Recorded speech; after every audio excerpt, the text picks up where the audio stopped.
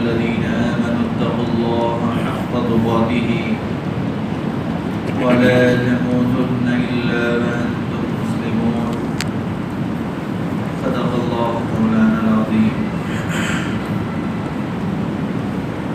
عزیز دوستوں، بہت مبارک وقت اللہ پاک نے ہمیں نصیب فرمایا، جمعے کا دن اور جمعے کی نماز کا وقت. جمعہ یہ مومنین کے لیے عید کا دن ہے اور ہم سب جمعے کی نماز کے لیے اللہ کے گھر میں حاضر ہیں. اس بات کی کوشش کریں کہ ہم اللہ کے گھر سے اس حالت میں نکلیں کہ اللہ ہم سے راضی ہو جائے، اللہ کی رضا ہمیں نصیب ہو جائے، اللہ کی ناراضگی ختم ہو جائے. ہم اللہ سے اپنا تعلق مضبوط کر کے، اللہ سے دوستی کر کے ہم باہر نکلیں. ہم نے مسجد کے باہر کی زندگی میں اللہ کی نافرمانیاں کر کے جو اللہ کو ناراض کر دیا، اللہ کا دشمن شیطان نے ہمیں بہکا کر، اللہ کا دشمن جو شیطان ہے اس نے ہمیں اللہ کی ناراضگی اور اللہ کے نافرمانی کے کاموں پر لگا دیا. ہم اللہ سے توبہ کریں، سچے دل سے توبہ کریں. مومن کی شان یہ ہے کہ وہ بار بار توبہ کرتا ہے، بار بار اس بات کی فکر کرتا ہے کہ میرا اللہ مجھ سے ناراض نہ ہو جائے. اللہ کی طرف متوجہ ہوں، دل ہی دل میں شرمندہ ہوں، اپنے گناہوں کی معافی مانگیں، آئندہ گناہ نہ کرنے کا اللہ سے وعدہ کریں. اے اللہ ہم ہر جمعے کو توبہ کرتے ہیں اور اے اللہ ہم سے توبہ ٹوٹ جاتی ہے، ہماری توبہ کو قبول فرما لیجئے، ہمارے گناہوں کو معاف فرما دیجئے. اے اللہ ہم سے راضی ہو جا، اپنی ناراضگی کو ختم فرما.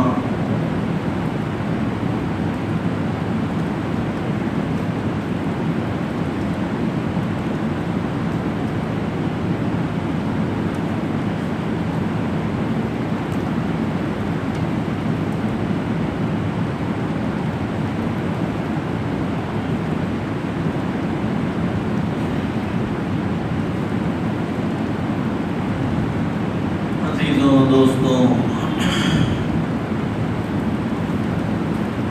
خطبے کے اندر جو آیت پڑھی گئی، اللہ رب العزت اس آیت میں حکم دے رہے ہیں کہ اے ایمان والوں، اللہ سے ڈرتے ہو. ہر وقت اللہ سے ڈرنا چاہیے.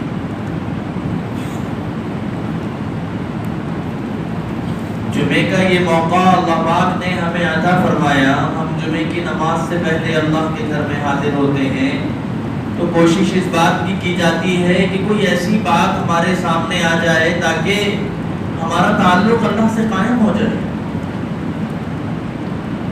اللہ کے احکامات ہمارے سامنے آ جائیں، ہمیں اپنی ذمہ داری کا احساس ہو جائے کہ ہم اس دنیا میں آئے ہیں تو کس طرح زندگی گزارنی ہے، کیسے اللہ کی مرضی پر چلنا ہے، کیسے اللہ کے احکامات پر عمل کرنا ہے. یہ بات یاد آ جائے.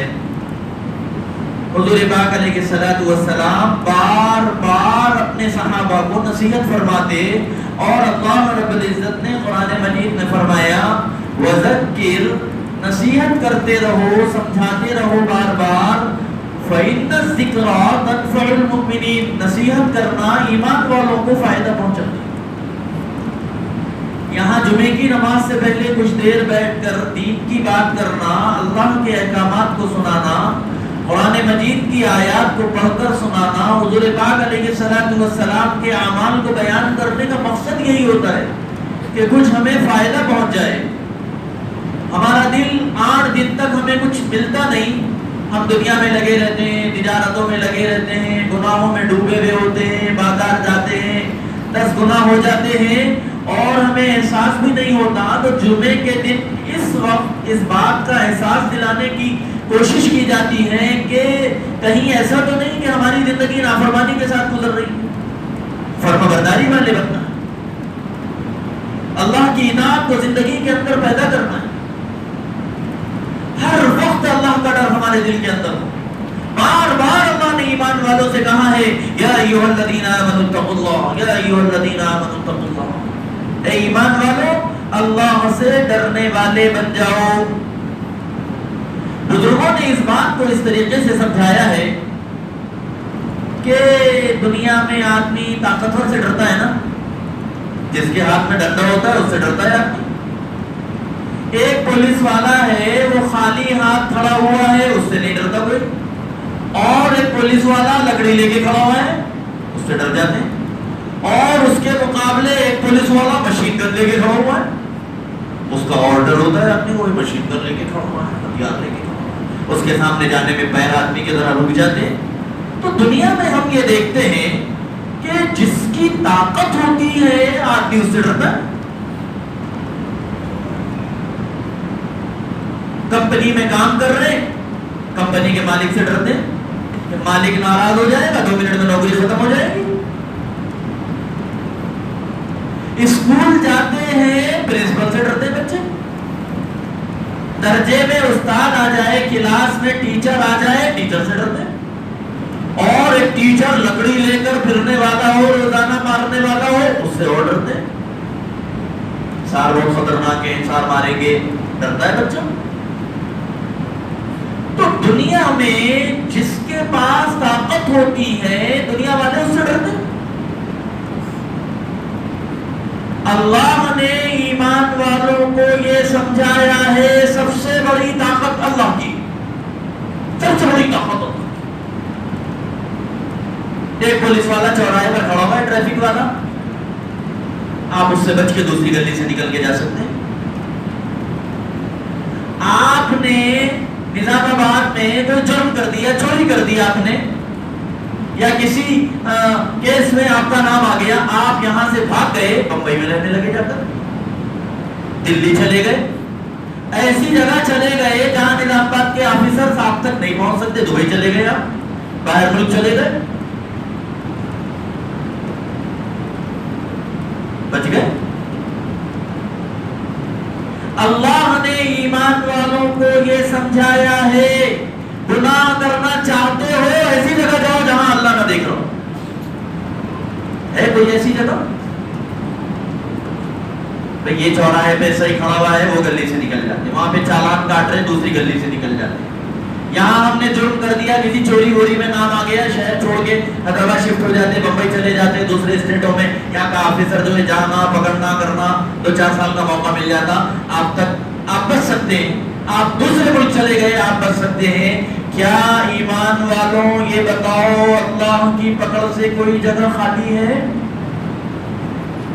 حضرت مولانا حاجی امداد اللہ صاحب بہت بڑے اللہ والے گزرے، حضرت کی خانقاہ میں حضرت جہاں پر عبادت کرتے تھے، اپنے جو ہے مریدین کو سمجھاتے تھے اور لوگوں کو اصلاح کا کام کرتے تھے، حضرت کی خانقاہ میں ایک تختی لکھی ہوئی تھی، تختی یہی لکھی تھی کہ تم ایسی جگہ گناہ کر لو جہاں اللہ نہ دیکھ رہا ہو۔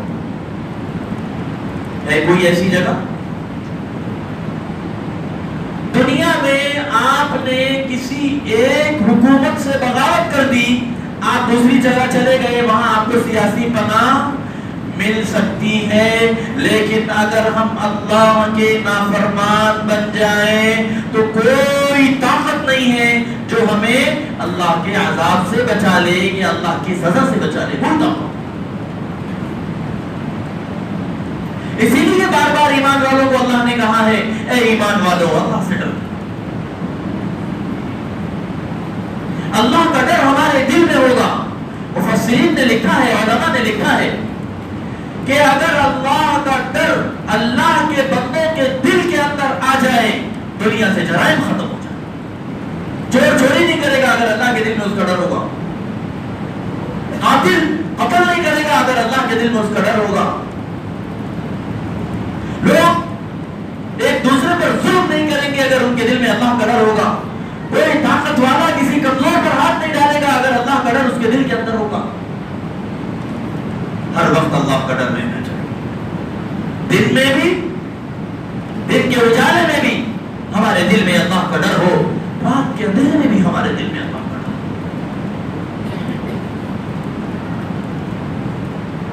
آپ کو معلوم ہونا چاہیے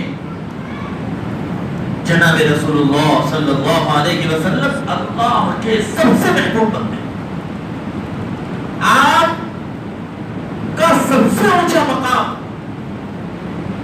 پورے انسانوں میں سب سے اونچا مقام جناب رسول اللہ صلی اللہ علیہ وسلم,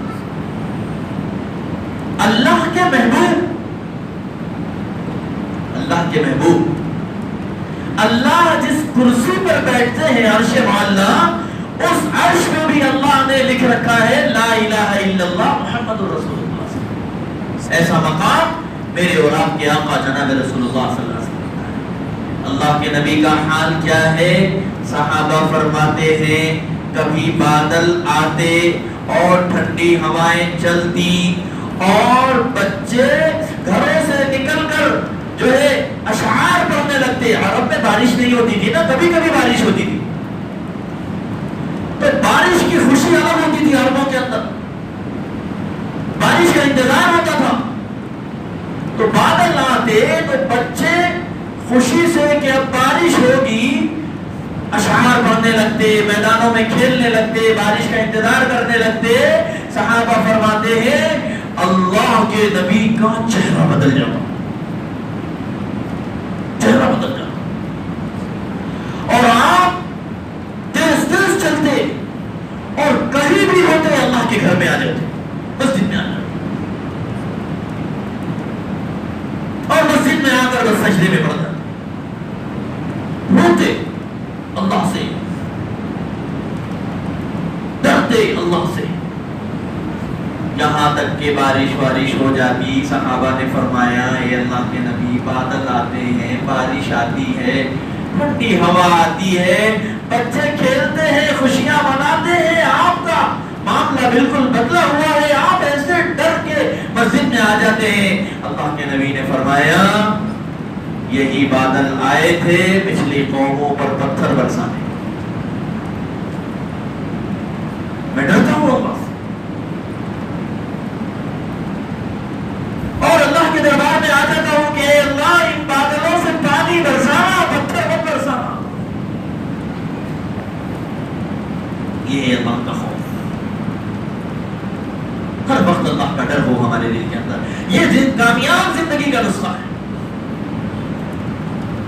خدا کا ڈر اگر ہمارے دلوں کے اندر پیدا ہو گیا اور اللہ کا استحضار, ہر وقت اس بات کا یقین پیدا ہو گیا کہ ہم کو اللہ دیکھ رہے ہیں, ہمارا کوئی عمل اللہ کی نگاہوں سے چھپا ہوا نہیں, اللہ کے علم سے باہر نہیں, اگر یہ کیفیت ہماری پیدا ہو گئی تو پھر اللہ کا دوست بننا آسان ہو جائے گا, اللہ کو ناراض کرنے والے کاموں کو چھوڑنا آسان ہو جائے گا.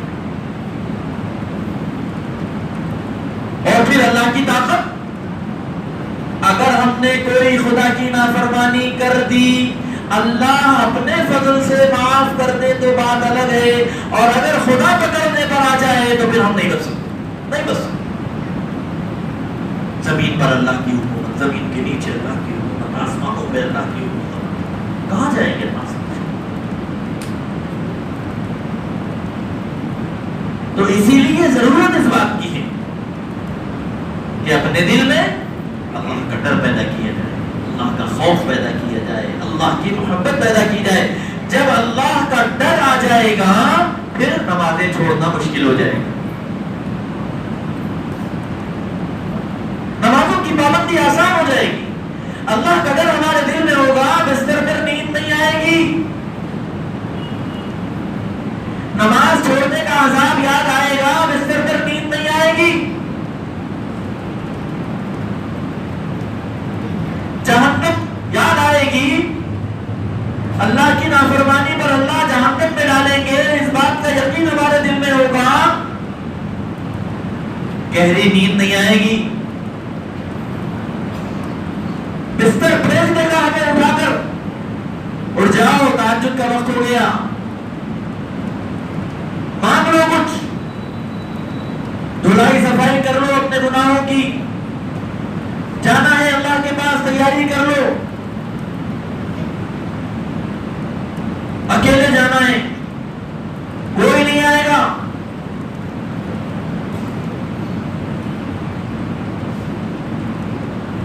قرآن مجید کی اس آیت میں اللہ رب العزت نے یہی حکم دیا ہے. آگے اللہ فرماتے ہیں حق تقاتہ، حق تقاتہ، جیسے اللہ سے ڈرنے کا حق ہے ایسے ڈرنا چاہیے، جیسے اللہ سے ڈرنے کا حق ہے. اسی لیے بزرگوں نے سمجھانے کے لیے یہ مثال دی، ایسی جگہ جا کر گناہ کر لو جہاں اللہ نہ دیکھ رہا ہو، اور پھر اگر اللہ کی پکڑ آ جائے گی پھر دنیا کی کوئی طاقت ہمیں بچا نہیں سکتی، کوئی طاقت ہمیں بچا نہیں سکتی. دنیا میں بھی حالات آئیں گے، زندگی میں بھی حالات آئیں گے، پریشانیاں مصیبتیں ہمیں گھیر لیں گی، رسوائی کا سامنا کرنا پڑے گا.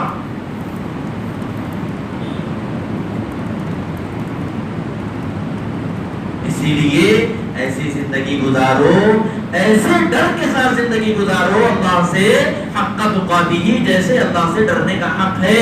جب اللہ کا ڈر آئے گا تو دنیا کا ڈر دل سے نکل جائے گا، باطل کا ڈر دل سے نکل جائے گا، اللہ کے غیر کا ڈر دل سے نکل جائے گا. یہ ایمان کا تقاضا ہے.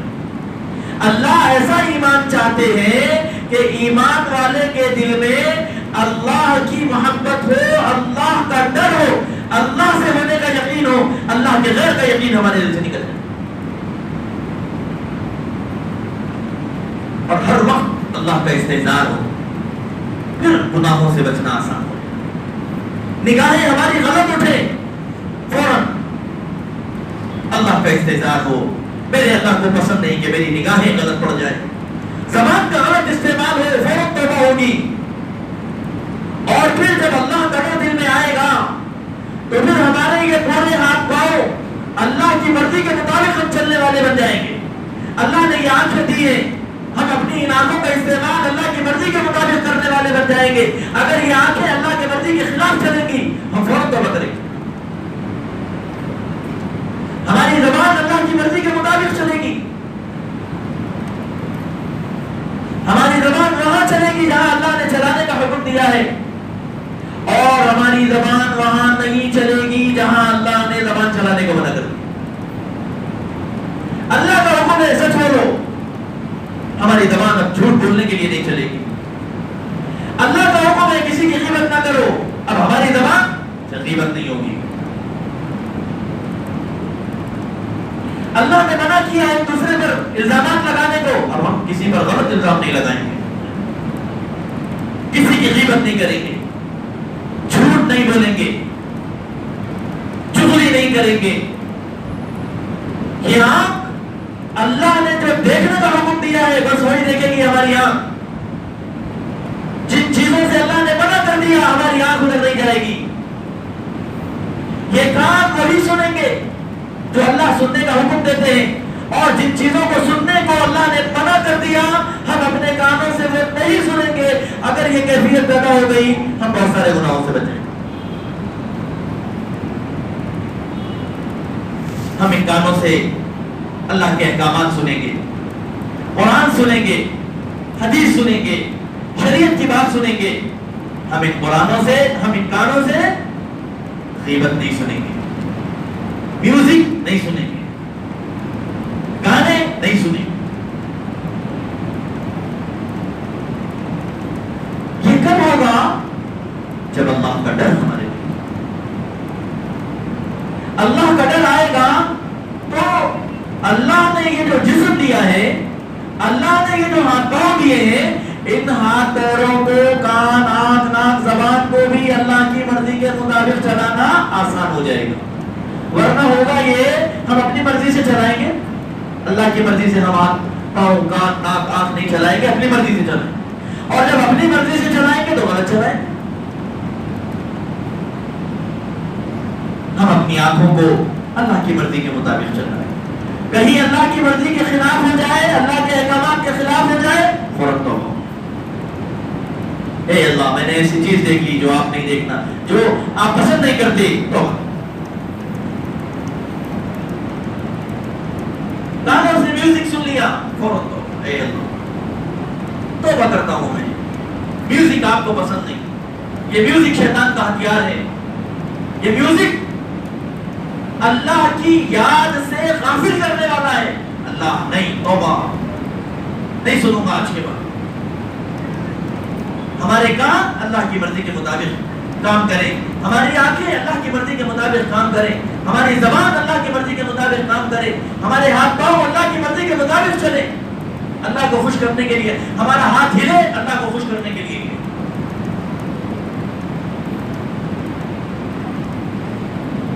یہ مطلب ہے حق تقاتہ کا کہ اے اللہ جیسے آپ سے ڈرنا چاہیے تھا ویسا ہم نہیں ڈرتے، اور اللہ فرما رہے اتنا ایسا اللہ سے ڈرو جیسے اللہ سے ڈرنے کا حق ہے۔ آپ کو مثال دے کر سمجھا دیا گیا، اللہ کی طاقت کیسی، اللہ کی طاقت، اللہ کی پکڑ کیسی، کوئی بچ نہیں سکتا، کوئی بچ نہیں سکتا۔ آپ یہاں گناہ کر کے دبئی چلے جائیں، وہاں بھی اللہ موجود۔ آپ تلنگانہ میں گناہ کر کے مہاراشٹر چلے جائیں، اللہ موجود۔ باہر گناہ کر کے گھر میں چھپ جائیں، اللہ موجود۔ رات کے اندھیروں میں گناہ کر لیں، اللہ موجود۔ دن کے اجالوں میں بے شرمی کا کوئی کام کر لیں، اللہ موجود۔ اللہ کی پکڑ سے نہیں بچ سکتے، اللہ کے عذاب سے نہیں بچ سکتے۔ اگر اللہ کی پکڑ آ گئی تو عزیزوں دوستوں ہم دنیا میں بھی برباد ہو جائیں گے، ہم آخرت میں بھی پھر ہمیں کوئی بچانے والا۔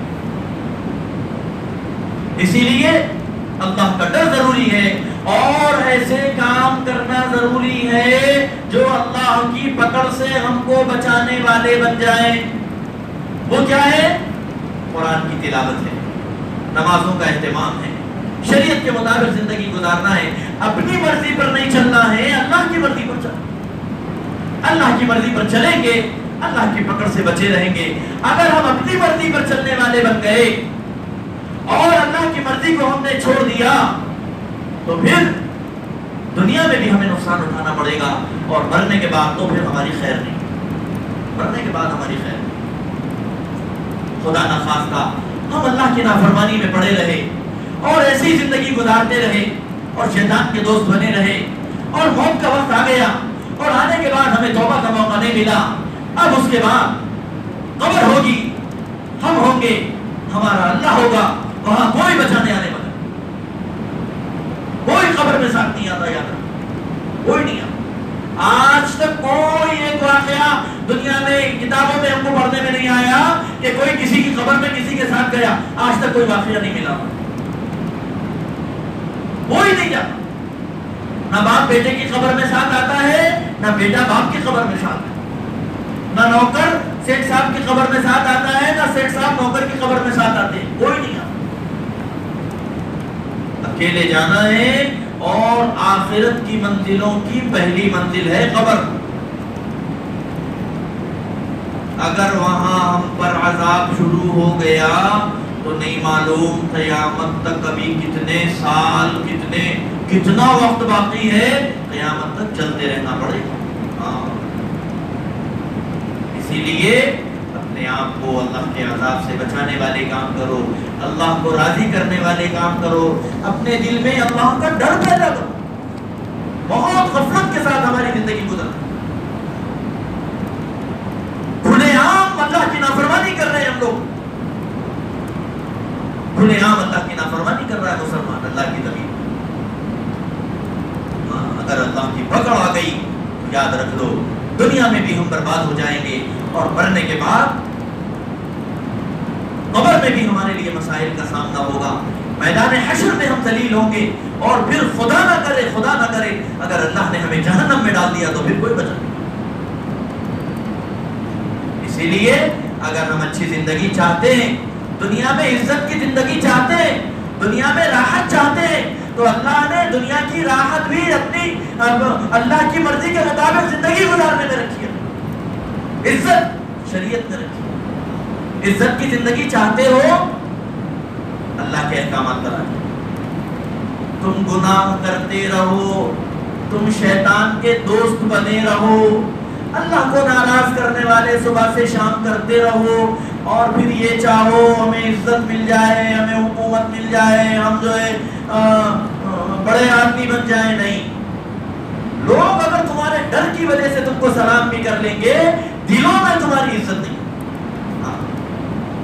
دل میں نیک آدمی کی عزت ہوتی، جو نیک ہوتا ہے دل خود بخود ہوتا سلام کرو ان کو، نیک آدمی. کوئی چور بدماش مل گیا تو گلی پلٹ کے نکل جاتے لوگ، ارے انہیں آ رہے بھی. دنیا میں بھی عزت اللہ نے اللہ کی مرضی کے مطابق زندگی گزارنے میں رکھی. اسی لیے عزیزوں دوستوں، ضرورت اس بات کی ہے کہ ہم صبح سے شام تک کی اپنی زندگی میں اللہ کے ڈر کے ساتھ زندگی گزاریں، اللہ کی مرضی کے مطابق زندگی گزارنے کی کوشش کریں. ہر وقت اللہ کا ڈر ہو، ہر وقت اللہ کی پکڑ کا ہمیں یقین ہو کہ اگر ہم غلط کام کریں گے، خدا نخواستہ اللہ کی پکڑ اگر آ گئی تو پھر اللہ کی پکڑ سے ہمیں کوئی نہیں بچا سکتا. اللہ پاک ہمارے دلوں میں اللہ کا ڈر پیدا فرمائے، اللہ کی مرضی کے مطابق زندگی گزارنے کی توفیق عطا فرمائے، اللہ کی نافرمانی کرنے سے اللہ پاک ہم سب کی حفاظت فرمائے. وآخر دعوانا